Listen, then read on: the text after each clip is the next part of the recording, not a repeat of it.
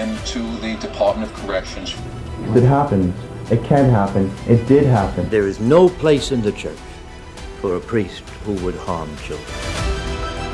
We all believe that the defendant was guilty of murder in the second degree. The injury tells a tale, and the tale is indisputable.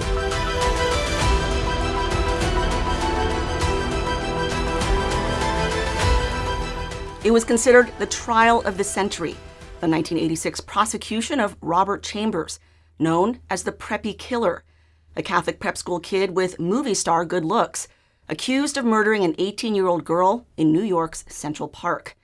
Few have delved into his connections to the church, including his close ties to notorious sex predator, Cardinal Theodore McCarrick. In this investigation, we take a closer look and ask, did McCarrick help make a murderer?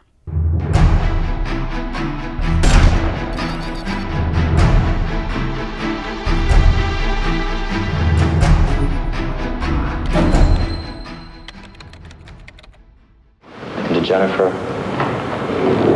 nothing I can do or say will ever bring her back, but I am sorry. On March 25th, 1988, Robert Emmett Chambers, Catholic, pleaded guilty to first-degree manslaughter in the death of Jennifer Levin. While a tearful and distraught Mrs. Chambers sought the comfort of friends, her husband, Robert Sr., maintained a silent calm. Just moments before, inside the courtroom, the Chambers had heard the sentencing of their son for first-degree manslaughter. He was sentenced to 5 to 15 years. 2 years before, in the early morning hours of August 26, 1986, the body of 18-year-old Jennifer Levin was spotted beneath a tree in Central Park, just across from the Metropolitan Museum of Art. She was strangled and half naked. When police arrived at the scene, they didn't know her killer was still there, only yards away, observing. As police began interviewing Jennifer's friends, the name Robert Chambers kept coming up. They called on him the next day at his mother's apartment on 11 East 90th Street. He willingly agreed to come in for questioning. At first, he claimed he had no idea what happened. When police noticed scratch marks on his face, he told them it was his cat.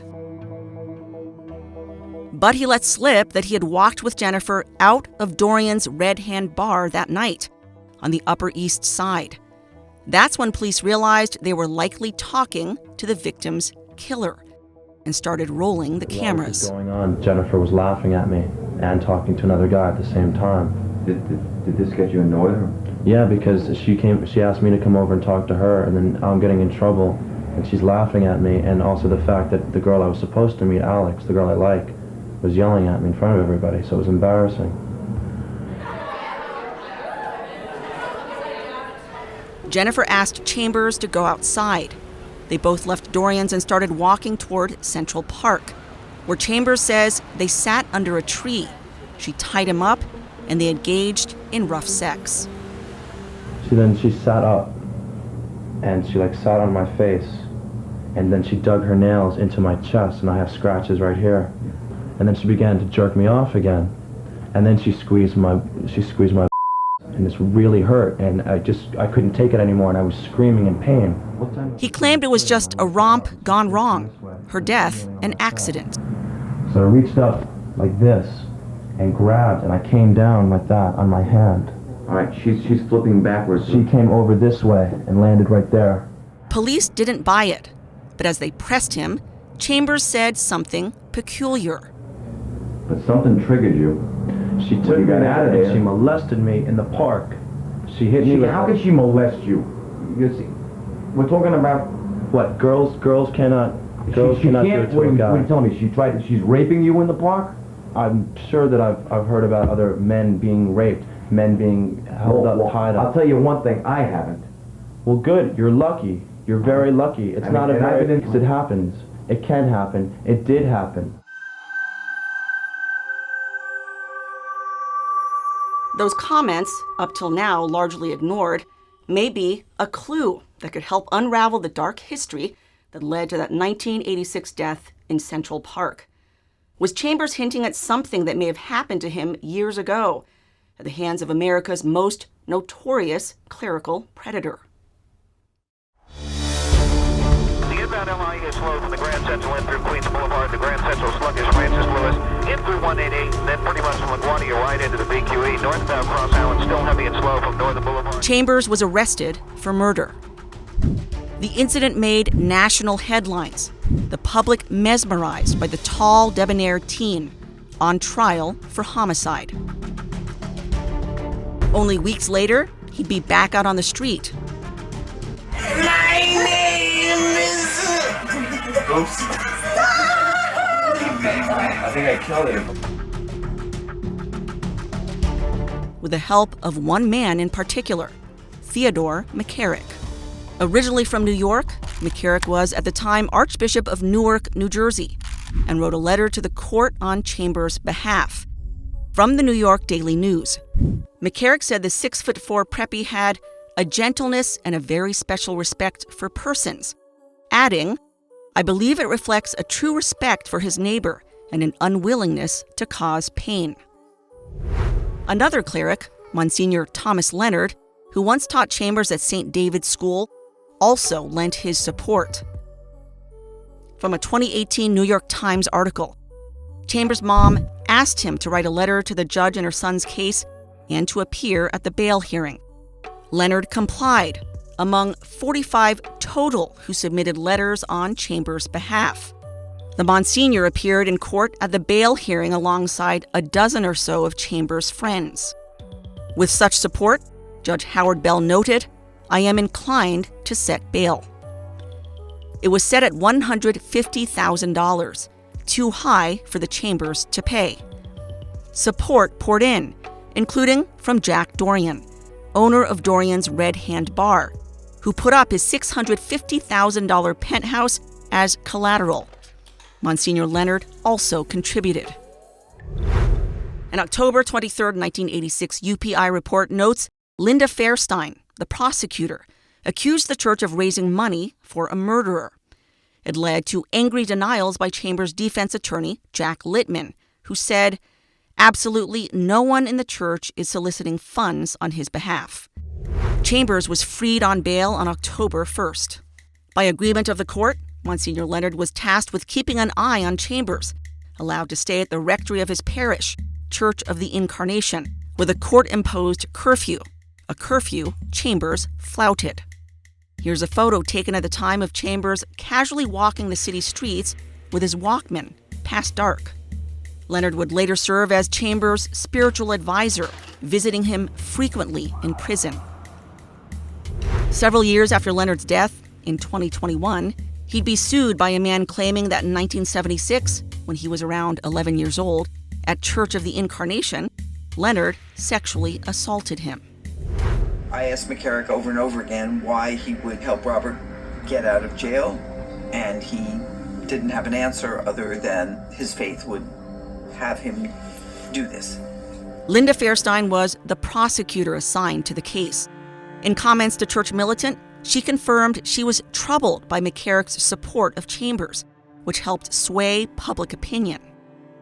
I was frankly quite shocked to receive a copy of the letter sent to the court by McCarrick in support of Robert Chambers.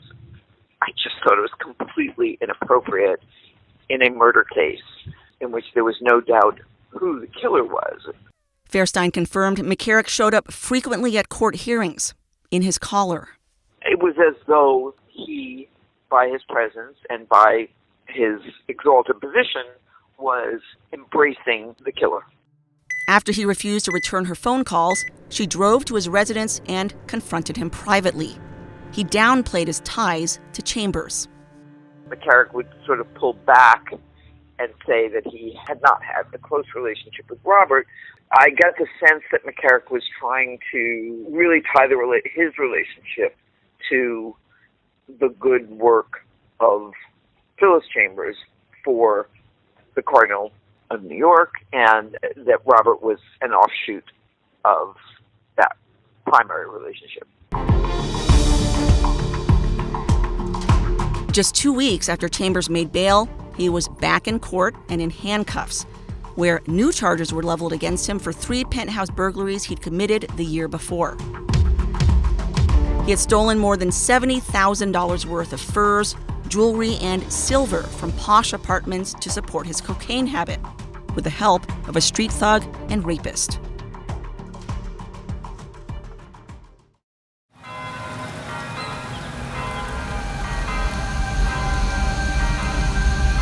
Chambers was born to Catholic parents.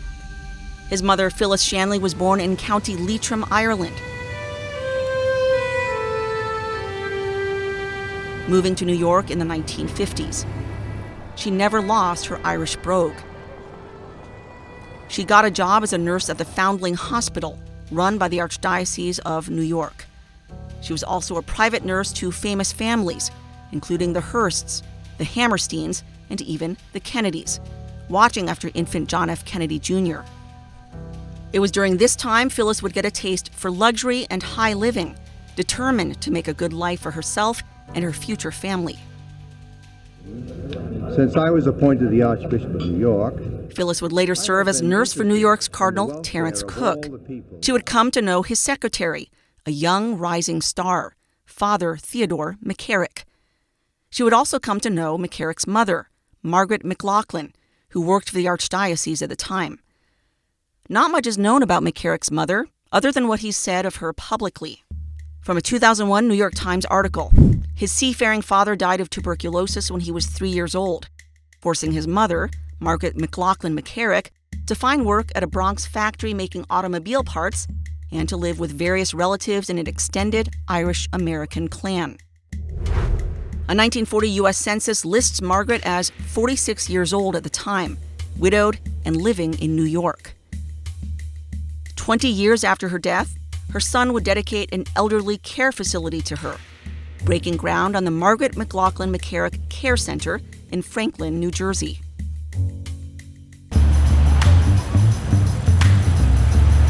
Long before this, in the 1960s, Phyllis and Margaret would become fast friends, their friendship revolving around their Catholic faith, their shared Irish heritage, and their relationship with McCarrick.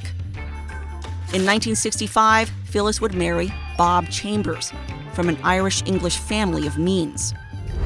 A year later, they'd give birth to Robert Emmet, named after the 19th century Irish patriot and hero. But the marriage was troubled, Bob struggling with drinking. They eventually separated, and Phyllis poured her affections into her son, determined to make him part of New York's elite.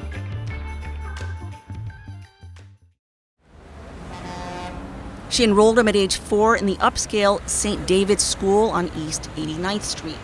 He did well, serving as an altar boy, elected to the school's honor guard, excelling at marksmanship and athletics. He won an award for public speaking, reciting the final speech of the Irishman for whom he was named as he stood on the gallows. It was there in 1977 that McCarrick would serve as Chambers' confirmation sponsor when he was in 6th grade. He did so as a favor to Chambers' mother Phyllis, who often turned to McCarrick for help in mentoring and guiding her young son. She would also ask McCarrick to serve as a reference for Robert each time she tried to secure him a position at a good school or a social club. That same year, McCarrick would get a promotion, consecrated auxiliary bishop in New York.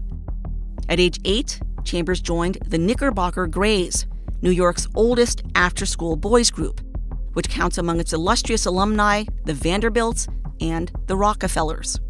In 1979, his mother became president of the group.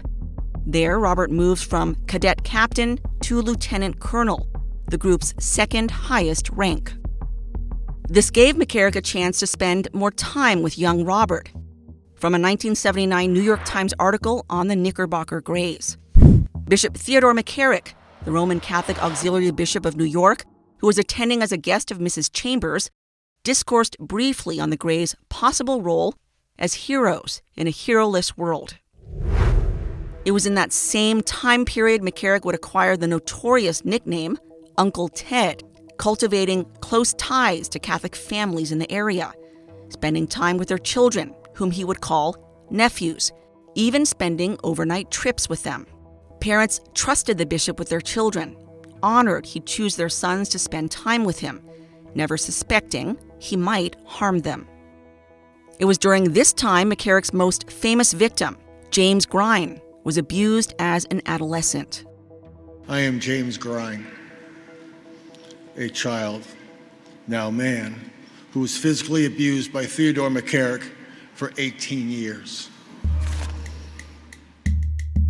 James was first assaulted at age 11, and decades later he'd be present as criminal charges were read out against McCarrick in a Dedham, Massachusetts courtroom. It would be the first criminal charges he has ever faced for assaulting an unnamed 16-year-old boy. Returning to the timeline, after being appointed Bishop of Metuchen, New Jersey in 1981, McCarrick would go on to abuse others, including Robert Siolek, a seminarian in his 20s.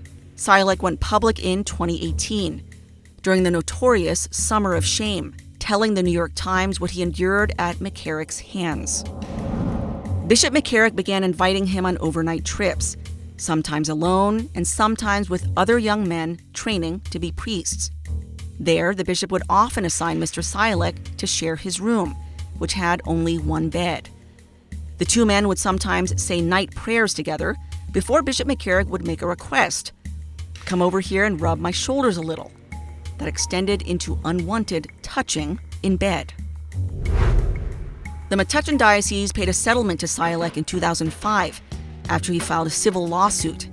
That payout was known to both Cardinal Donald Wuerl, McCarrick's successor in D.C., and Cardinal Joseph Tobin, McCarrick's successor in Newark, New Jersey, even as both men remained silent about their knowledge of McCarrick's crimes.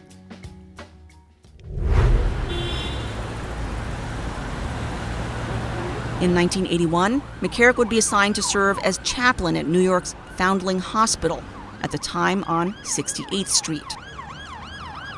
The Foundling was established in 1869 by the Sisters of Charity as an orphanage, since branching out to cover social services for families in general.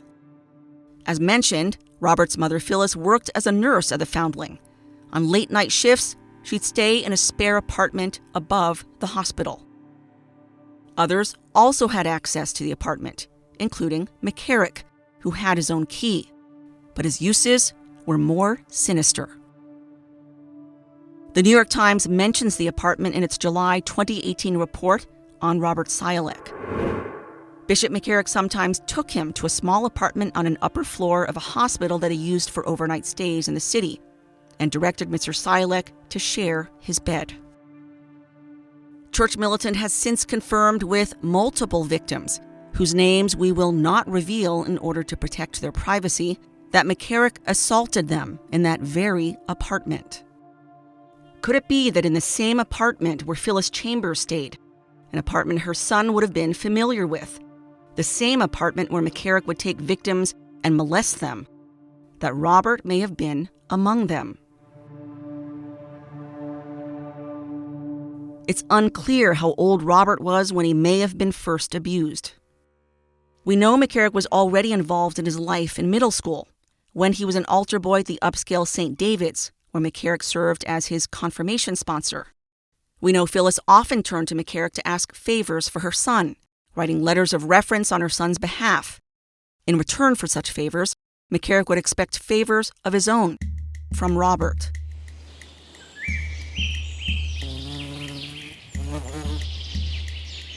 Sometime between then and Robert's 1980 enrollment in Co-8 Rosemary Hall in Connecticut, he started to show a marked decline, turning from star student to drug-addicted thief.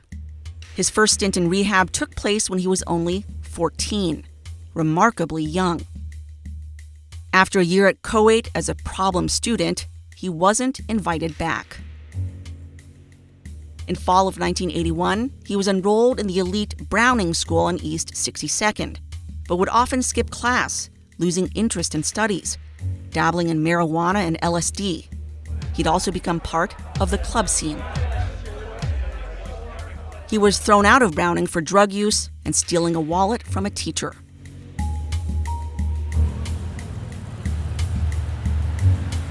In 10th grade, he attended York Prep on East 85th, likely with the help of McCarrick. There, things went from bad to worse, his drinking and drug use leading to petty theft to pay for his habit. According to a 2008 New York Magazine article, friends remember him being constantly stoned, affecting an "I don't give a damn about anything" attitude. While Fairstein couldn't confirm theories of Chambers' abuse, she wouldn't be surprised if McCarrick and Chambers used each other for their own ends. McCarrick had his uses of the young man, and Chambers used anybody he could to help him in any way he could. Chambers was addicted to drugs at a very early age, and I think he would have been doing favors for anybody who at that young age could put in his hands alcohol and or drugs. Would I be shocked if I found out that Robert Chambers was sexually abused by Teddy McCarrick? Not at all. Could it have happened? Absolutely. Robert at the time fits the profile perfectly. He's very vulnerable. He's the product of a broken marriage. To look back, your head spins. Started to hurt, and I told her to stop, and she just kind of laughed and sat up on my face and dug her nails into my chest. It was in that moment, Robert claims, he snapped, grabbing her by the neck and throwing her over his shoulder. But at least one expert questions that theory, saying this was a deliberate attack, a sustained and vicious killing, not a momentary reflex. Could it have been the culmination of years of abuse, Robert taking out his violent, pent-up rage on his own helpless victim? That was not an accident. He knew exactly what he was doing. So how can that be an accident? Dr. Werner Spitz, world-renowned forensic pathologist of over 6 decades, has testified in high-profile cases including John F. Kennedy, O.J. Simpson, and John Benet Ramsey. According to him, Levin's cause of death was asphyxiation by strangulation. He twisted the noose, and the noose meaning the shirt became a noose. He twisted it, but he knew that he's twisting it. There's no way that he could not have known. From the New York Daily News in 1988, there were 25 prosecution witnesses. The strongest was Dr. Werner Spitz, the Detroit medical examiner. And the scrapings on the neck, both made by him twisting the noose and her trying to breathe by moving the noose downward. So that goes without saying that almost is like somebody is making a drawing on her skin of what really went on. And that is not changeable. Well, I just grabbed her and yanked her as hard as I could, and she just flipped over me and landed right next to the tray. And then she didn't move. No, he never threw her on behind him. That is not the case. First of all, she faced him, and he twisted it. And that is visible in the wound, because the wound actually is 2 lines of abrasion, of scraping of the skin, and then 2 more further down because she pulled it down. Because she wanted to breathe, and she couldn't breathe. These are not tough, really. Take a look at this. Just take a look at her neck. Robert, yeah. Do you see how discolored and even bleeding her neck is? Dr. Beasley says Chambers broke his right hand punching something or someone the night she died. It's hit something hard at a very high velocity and a lot of impact. A hard thing could be a bone, the bone around the orbit or the above the eye. Could be, but it had to be a very hard object delivered at a very strong manner. Not something accidental. It's not possible. In addition to being strangled, Levin was severely beaten on the face. She had a swollen black eye and a loose tooth. There was blood on her blouse and jacket, and footmarks on her back, showing she was likely stomped after death. The injury tells a tale, and the tale is indisputable.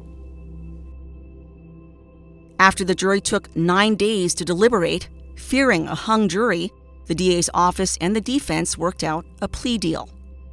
And I wish to apologize to the family and to our friends for all the trouble that they've gone through. I've never wanted any of this to happen to anybody. Chambers pled guilty to manslaughter. He was sentenced to 5 to 15 years. Because of bad behavior, he served the full 15 years. What would cause someone to do drugs and then like the feeling so much that they become addicted? And then fail out of school. Probably a child who was trying to get over some trauma, and then who would still be on this potential murderer side than someone that also wants to keep secrets. I think it's totally plausible. Mm-hmm. It makes the whole thing even sadder. Just sort of what, if that is true, the impact of abuse like that and what it, I mean, someone died, you know, and who knows? Alex Kapp was Chambers' girlfriend in 1986. She's the one Chambers referred to in his police interrogation tape. In an email to Church Militant, Kapp wrote, "For what it's worth, I believe in my heart that Robert Chambers was molested. In fact, when I heard about this for the first time, it was as if all the pieces of the puzzle came together. Even before the murder, Robert's behavior in the months and years following his relationship with McCarrick would be a giant red flag for abuse today. It was a tragedy all around." Today, Chambers is serving out his time in Shawangunk Prison in Wallkill, 80 miles north of New York City, on unrelated drug charges. He gets out next year at age 57. Church Militant contacted him numerous times for an interview, but received no response. Questions remain. Was Chambers among McCarrick's many casualties? Does the alleged abuse explain why he went from stellar schoolboy to drug-addicted teen turned killer?